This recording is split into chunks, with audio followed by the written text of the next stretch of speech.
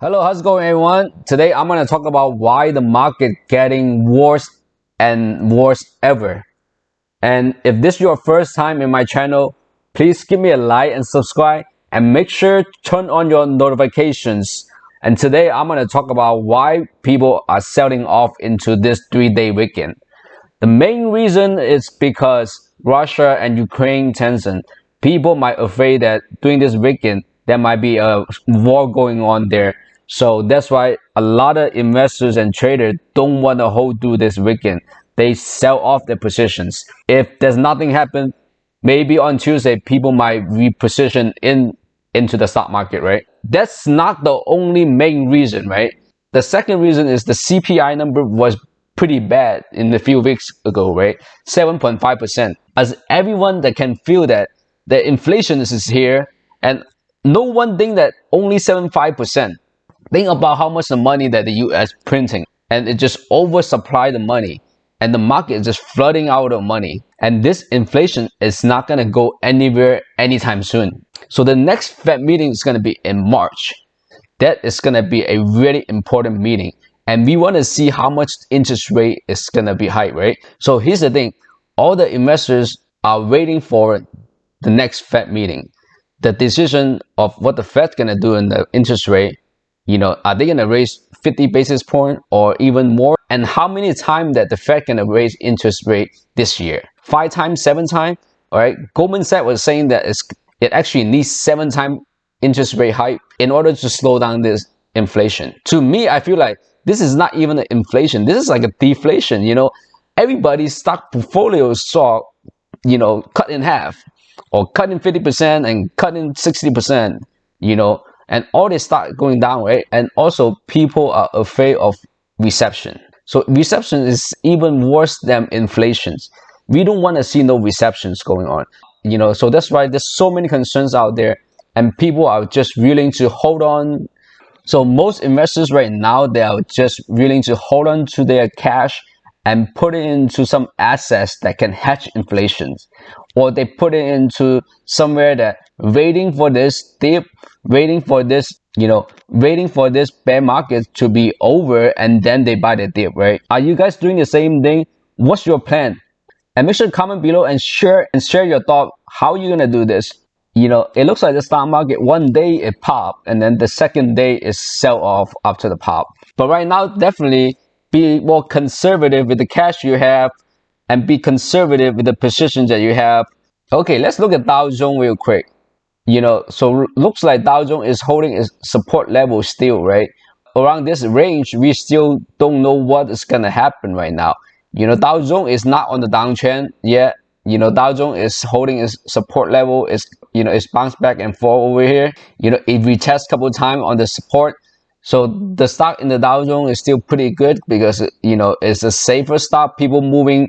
Investors are moving their money from risky assets, risky stocks to a more safer assets like in Dow Jones companies, right? So that's why you see Dow Jones is still holding its support level right here.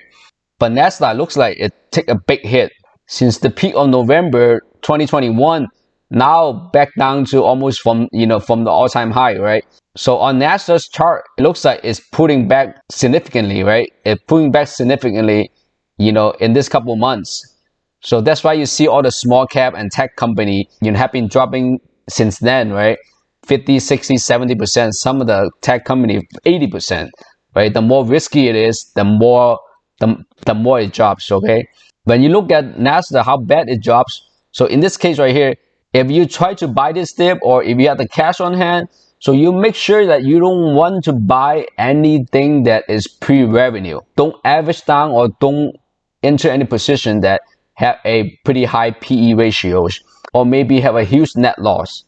And you make sure their cash positions are solid. So those are the couple things that you are looking into tech companies right now. So you want to pick a solid company with a good financials at this point. You know that the retracement is justified, okay? And you want to make sure that you're buying the company that is undervalued. Some company drops significantly, they must gotta be a reason, right? Not just the market overall itself, maybe the company itself already has problem. Okay, so in this type of market, be very careful on the stock pickings. Also look at IWM also. So IWM is also an indicator that I use for like tech company or small caps and how the overall market do in the small cap, right? And the tech companies. It looks like it fall under the support already. And right now it bounced back up a little bit. It tried to hold up, it just get back into that range, okay? So right now it looks bearish.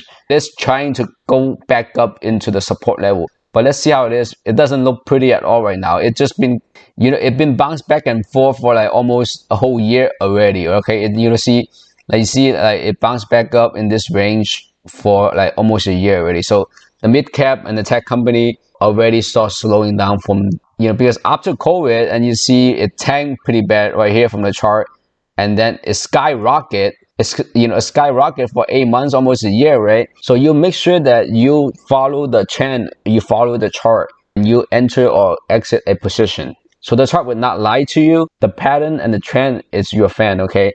And also, let's take a look at Bitcoin real quick. Bitcoin sitting at $40,000, still trading within the range of what we're expecting. All the other altcoins, the whole crypto market are follow Bitcoin, right? So we want to make sure that Bitcoin are staying above 40,000. And also everyone's believing Bitcoin is a inflation hedge asset. Right now, Bitcoin is still in a pretty safe place right now, okay? So based on this video, I'm looking at all those index technical analysis and Bitcoin and kind of like analyze the overall market, what's going on. Had the feeling of the market is going to be very unstable, right? For the first half of the year. Because you think about this, March is a very important month for us. What the Fed's decision going to be on the rate hike. If something that the Fed going to come out, surprise the market gonna be having a huge downtrend, right? A huge pullback from there. So March would be the next event that we want to see, okay, the Fed meeting. And also CPI number gonna come out again up to that, right? And then April to May would be the first quarter earning for all the companies in 2022. And that's also another period that we want to look at, to see how all the companies doing overall. And the supply chains, and is it going to get better? It's all going to be based on the company's performance that we're going to see in the Q1 2022, right? If all those events going well, then we're going to have a recovery on the second half of the year. Just be conservative. The dip might dip even further. When the stock goes up, it could go up even higher. When the stock go down, it could go down even further.